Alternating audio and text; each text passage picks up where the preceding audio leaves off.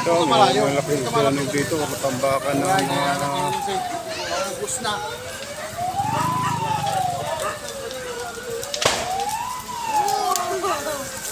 Ayan, mga gulong siguro, gulong.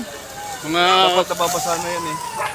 ito mga baka abutin ito. Ba't ang liit na ho sa ginamit ito? Abot na yung kahoy.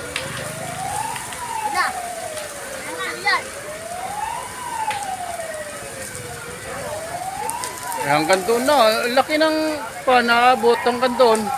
Saan nagmula nga po yan? Hindi ko lang po alam. Parang galing doon, oh. Inabot lang dito?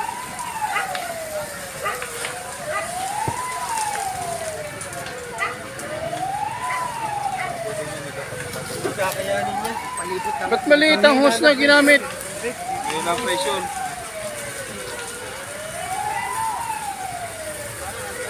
Kakayanin niya.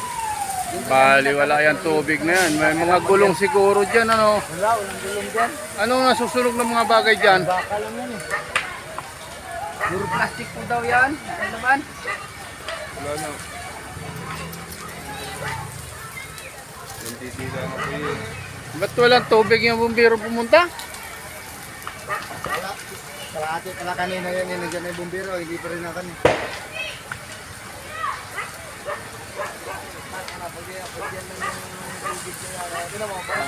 Bali, wala. Kukuhan lang yan.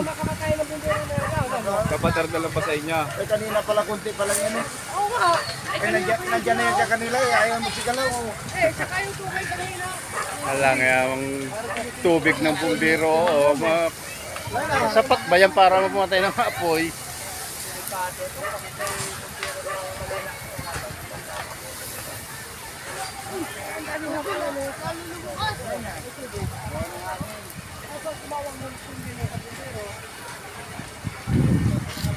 Ubus na. Wala na tubig. Ganyan mo nila. Tikit-tikit ang bahay. Ubus ng mga bahay.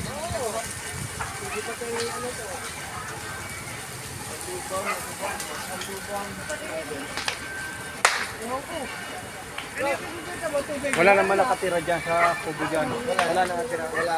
Ano yan? Istakanan yan? Kampatan. Diyan siya.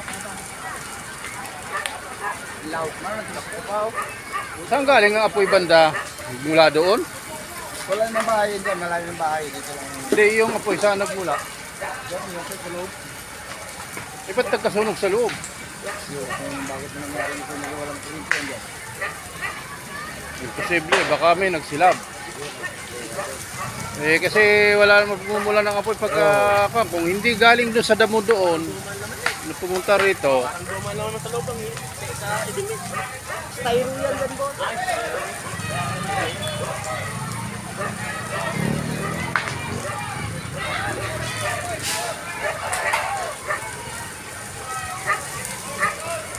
Lakas ng uso ko.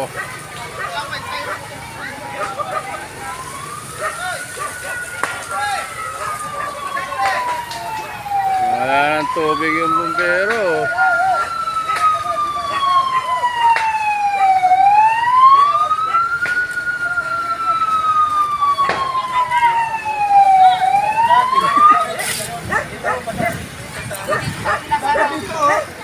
Mas marami ang mga osisero kaysa dumating na bumbero. Malapit dito. Malapit dito. Oh, marami na.